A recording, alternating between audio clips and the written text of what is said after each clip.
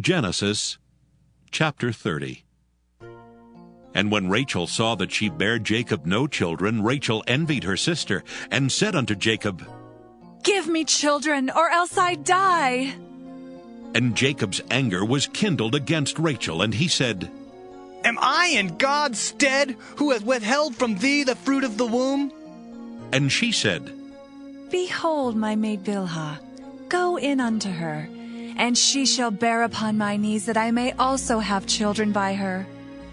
And she gave him Bilhah her handmaid to wife, and Jacob went in unto her. And Bilhah conceived and bare Jacob a son. And Rachel said, God hath judged me, and hath also heard my voice, and hath given me a son. Therefore she called his name Dan. And Bilhah Rachel's maid conceived again, and bare Jacob a second son. And Rachel said, With great wrestlings have I wrestled with my sister, and I have prevailed. And she called his name Naphtali. When Leah saw that she had left bearing, she took Zilpah her maid, and gave her Jacob to wife. And Zilpah Leah's maid bare Jacob a son. And Leah said, A troop cometh. And she called his name Gad. And Zilpah Leah's maid bare Jacob a second son. And Leah said, Happy am I, for the daughters will call me blessed. And she called his name Asher. And Reuben went in the days of wheat harvest, and found mandrakes in the field, and brought them unto his mother Leah. Then Rachel said to Leah, Give me, I pray thee, of thy son's mandrakes. And she said unto her, Is it a small matter that thou hast taken my husband? And wouldst thou take away my son's mandrakes also? And Rachel said, Therefore he shall lie with thee tonight for thy son's mandrakes. And Jacob came out of the field in the evening, and Leah went out to meet him, and said, Thou must come in unto me, for surely I have hired thee with my son's mandrakes. And he lay with her that night. And God hearkened unto Leah, and she conceived, and bare Jacob the fifth son. And Leah said, God hath given me my hire, because I have given my maiden to my husband. And she called his name Issachar. And Leah conceived again, and bare Jacob the sixth son. And Leah said, God hath endued me with a good dowry. Now will my husband dwell with me, because I have borne him 6 sons. And she called his name Zebulun.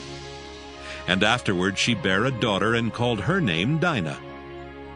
And God remembered Rachel, and God hearkened to her, and opened her womb. And she conceived and bare a son, and said, God hath taken away my reproach.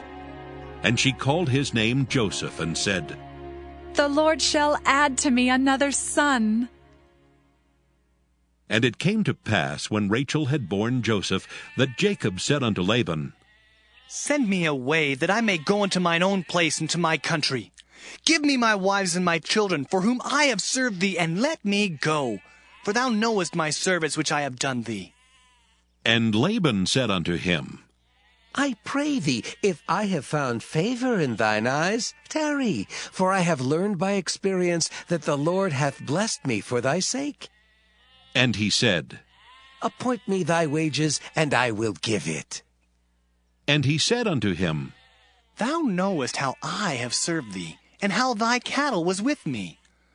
For it was little which thou hadst before I came, and it is now increased unto a multitude, and the Lord hath blessed thee since my coming. And now when shall I provide for mine own house also? And he said, What shall I give thee? And Jacob said, Thou shalt not give me anything. If thou wilt do this thing for me, I will again feed and keep thy flock. I will pass through all thy flock today, removing from thence all the speckled and spotted cattle, and all the brown cattle among the sheep, and the spotted and speckled among the goats, and of such shall be my hire. So shall my righteousness answer for me in time to come, when it shall come for my hire before thy face. Every one that is not speckled and spotted among the goats, and brown among the sheep, that shall be counted stolen with me. And Laban said, Behold, I would it might be according to thy word. And he removed that day the he-goats that were ring-straked and spotted, and all the she-goats that were speckled and spotted, and every one that had some white in it, and all the brown among the sheep, and gave them into the hand of his sons. And he set 3 days' journey betwixt himself and Jacob, and Jacob fed the rest of Laban's flocks. And Jacob took him rods of green poplar, and of the hazel and chestnut tree, and pilled white strakes in them, and made the white appear which was in the rods. And he set the rods which he had pilled before the flocks in the gutters in the watering troughs, when the flocks came to drink, that they should conceive when they came to drink. And the flocks conceived before the rods, and brought forth cattle ring-straked, speckled, and spotted. And Jacob did separate the lambs, and set the faces of the flocks toward the ring-straked, and all the brown in the flock of Laban. And he put his own flocks by themselves, and put them not unto Laban's cattle. And it came to pass, whensoever the stronger cattle did conceive, that Jacob laid the rods before the eyes of the cattle in the gutters, that they might conceive among the rods. But when the cattle were feeble, he put them not in. So the feebler were Laban's, and the stronger Jacob's.